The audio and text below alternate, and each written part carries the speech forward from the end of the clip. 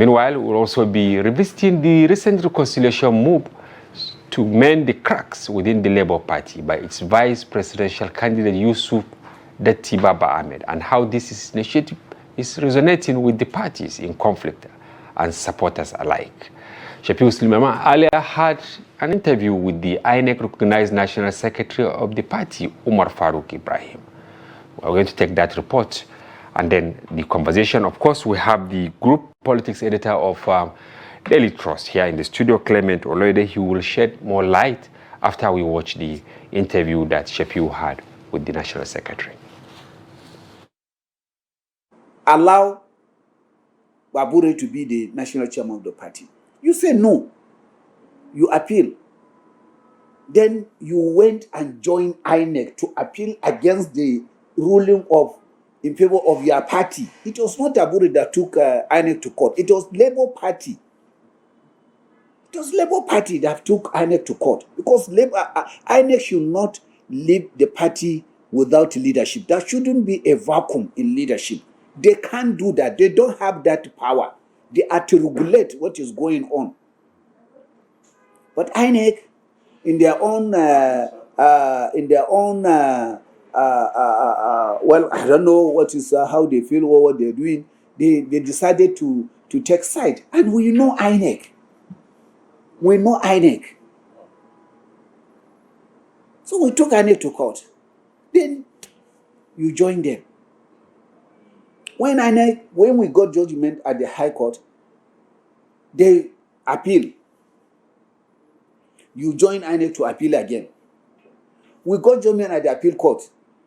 You single-handedly took the matter to Supreme Court. Well, INEC didn't join you in the Supreme Court. At the Supreme Court, INEC didn't join them. So why are you fighting the party? The party that produced you, the party that brought you to the recent political limelight. And now, so you see, posterity will judge all of us. So Datti Airport is a commendable airport, and it really shows the kind of person he is, and the kind of family he comes from, and the kind of political sagacity, the young man, possess. Okay, lastly, because you've spoken about virtually all the issues, have you, since you've opened your arms, to embrace others who have left as a result of this crisis, has anyone come back? Have you seen any reaction coming from the other side of the divide? Are these people beginning? You can crush this, non-unity people that you have met as leader of the parties, but that is not. No matter how highly placed you are, even the president of the Federal Republic is not above the law. So the law is on our side. So swallow your pride and let us come and work together. What do you want? We have done everything, humanly possible, administratively possible. You understand? We went, endorse you, give you, free ticket to come, and then no one will even contest. And then you could have been the one, making a vibe, in this present dispensation. I'm telling you, the issue of all this coalition would not have even arisen. Most of these people will have been trooping back to the Labour Party to see us. And what will be there? You have been the leader of all those groups that are coming. And you are saying, hey, Secretary, I need to see you. Chairman, we need to do this. That is why we will be there for you. But look at it now. So that pride is what is swallowing them, and what is going to make them lose the relevance as far as this politics is concerned. As long as they will not swallow their pride, and then come back and embrace the leadership of the party as stipulated by the law, honestly speaking, I don't see them going anywhere politically. But Datti has made the effort he's supposed to do. He has shown the leadership that he's supposed to do. He has shown the capacity that is expected of a leader, true politician. So, and that is well commendable. So it is his duty now to go and talk to his master or to his boss. Look, sir, this is what we are supposed to do. If he decided to follow him and then say, okay, the leadership, our door are open. The only thing is we are not going to see anybody. We stay here. Anybody who wants to come to the party the party is the supremacy of the party is going to be maintained, and we're going to uphold that. The constitution of the party has really stipulated how the party leadership is enshrined in the constitution. So we are waiting for them. Whenever they give us a call that, look, we want to see them, we mobilize our NWC members. We mobilize the kind of member they say they want. We come, we talk, we reconcile, and that is what is there. But if they didn't do that, well, we are watching them. And I can tell you, many like Datti are coming. Datti will be joined with so many people. Datti will be supported by so many people. That singular effort he has taken, and you know, he may swallow them. Let's take me to the last question, because you already initiated it. For them, what is wrong with that? Datti is qualified to contest for the presidency, as good as Peter Obi is qualified. So it just the seat of that candidacy is not reserved for anybody. It's open for competitive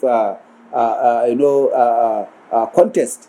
So if Datti is willing to aspire for the presidency and he wants to do that under the Labour Party, we'll open it. You come and buy the form, mobilize his support, and then get elected. But the only thing is that if these people didn't come back to us, then they lose that chance, they lose that opportunity. Because there's no way you will continue to go and romance with other political party, and then you still come back, your one leg is in the Labour Party, and you say that, look, we are coming back to the... No, ab initio, you may be disqualified. So before that time reached, you understand, that disqualification reached, it's better they come back so that they have the opportunity. But I want to assure you that Datti may not contest with Peter Obi. As long as Peter Obi will come and say, look, I am going to contest, he may not contest against him. Do you understand? But I am telling you, we at the party level, we have no problem. If Peter Obi comes and Datti comes and they say, look, we are going to contest, then we see. We keep it open to them. We are going to give an open a playing ground for anyone, aspiring for the party. And there are other people, there are other big names that are coming, that are worshiping to us. Eyeing the presidential ticket? Eyeing the presidential ticket. Can you give us some?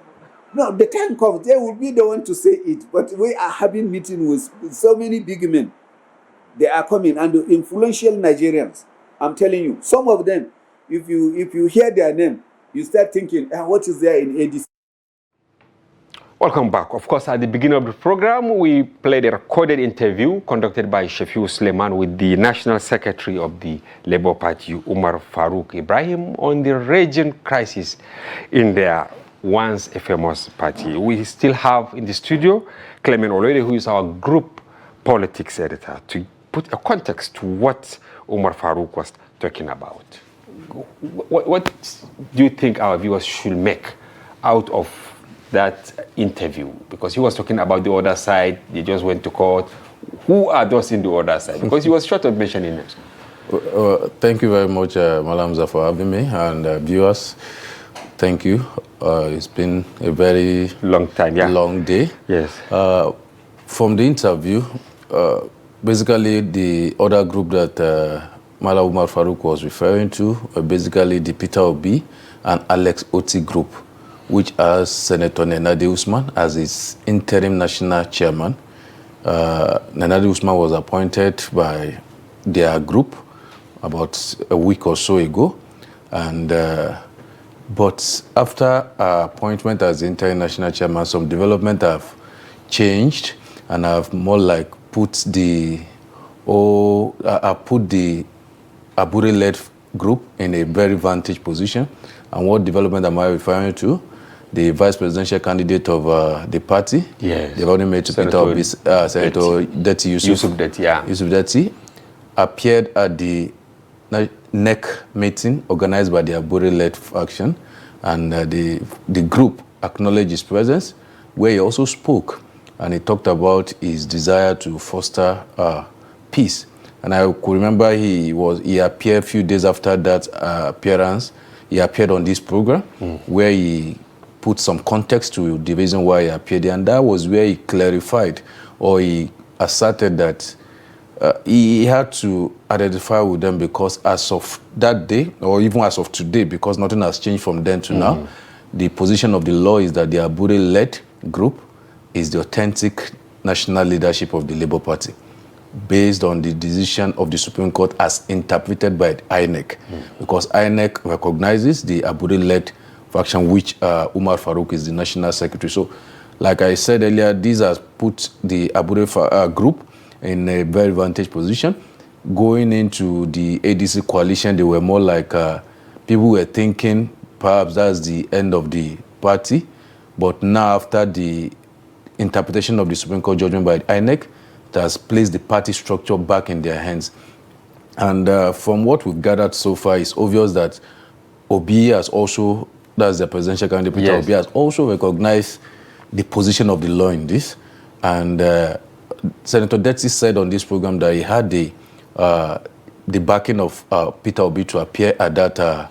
Yes, and this is where I actually wanted to ask question, because, you know, in the aftermath of the two incidents, one appearing at that meeting and then later on this program and other platforms, you know, he was there. Many thought that in a way he was trying to part ways with Peter Obi, but then, you know, in one of the programs, he said, provided Peter Obi will vie for the presidency, he will not vie, if I am right. Yes. Meaning that they are together. Do you think they are together? Yeah, if anything, I think his appearance at the neck of the Abure national leaders and his subsequent appearance on TV, things he have said, if anything I can glean from there, I think it shows more that he is still with Peter Obi. Not only that he's still with Peter Obi, he's still committed to Peter Obi's presidency.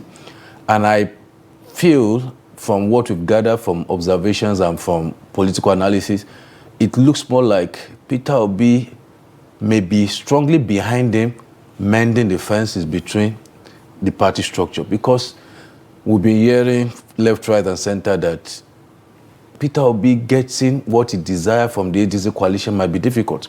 And that is why, up to now, it's very instructive that unlike Atiku Abubakar, Peter Obi has not resigned his membership of Labour Party. Atiku Abubakar has formally resigned from the PDP, which shows full commitment to the ADC. But don't you think he will get the Europai treatment? You recall today, SDP, right? Yes. They have fired him and then banned him for 30 years.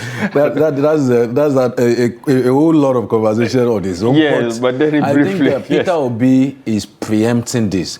Lest we forget, when he identified with the ADC coalition, the Labour Party, the Abure-led Labour Party, issued an ultimatum for him that, hey, if you are with them, go with them. Leave our party. But immediately, I think the following day, he was on a program and he said that, no, I'm still in Labour Party. The ADC coalition is an agenda for the 2027. So I think he has been a little bit smart by staying in Labour Party. And also by giving his words, as Senator Datti Yusuf claimed, for him to broker peace. I feel at the moment, what we can gather, what we can observe is that Peter Obi might be using the channel of Senator Datti Yusuf Datti to mend fences. So that, because politicians realize something, you don't go into coalition without having your own base. If you don't have anything, you have to go from position of strength. Atiku already owns a strong base in the north. The coalition itself is seen as his child, is his brainchild, is his baby, because he has been the first person that has been clamoring for this. People believe that it's because of his presence in the coalition that the likes of former Senate President David Mark agreed to join. People believe that it's because of his presence that the likes of former governor of Osun State, Umar Farouk Ibrahim, agreed to join. That already gives him the standing. Atiku on its own as an independent person is not a politician that you can say you can brush off. But Peter Obi realized something, that in 2027, he's still going to, before 2027, he's going to get to the point that if he doesn't get ADC, which is very, very slim at the moment, he needs something to fall back on. Which is Labour Party. But don't you think he is gambling? Because you can see there are nocturnal complaints within the Labour Party. I think he's eroding his base by hobnobbing with even the ADC. Yeah, I think the politics is just about a game of risk. Is you either win or you lose at the end of the day. At the moment, what he's doing is to be smart on both sides. He's still with the ADC and is making, I believe, he's making nocturnal arrangement to mend fences with the Labour Party so that in case, just like I said earlier, the ADC doesn't work, he has Labour Party. But the problem with this arrangement is that his Labour Party is losing grip more and more. Almost every day they are losing one lawmaker or the other. They are losing members in droves. So if at the end of the day you don't get ADC and you want to return to the Labour Party, as what? So in summary, the alignment is actually really pregnant. It is. It's left for all of us to see. If he gets what he needs in the ADC, I'm sure he's going to say bye-bye to the Labour Party. But if he doesn't, my guess is that he's going to try to come back to the Labour Party. But at that time, it might be too late. Thank you very much, Clement Toloide, Group Politics Editor at Daily Trust, for putting context to the interview Shafiu Suleiman had with the National Secretary of the Labour Party, Umar Farouk Ibrahim. We hope to have you some other time. Thank you very much. And viewers, earlier in the program, we had the Executive Director of Media Rights Agenda, Ede Ten Ojo, who put context to the release they issued today on clamping on the media by the President Tinubu government. And that brings us to the end of this package. Join us tomorrow for another interesting edition. I'm Hamza Idris. Bye-bye for now.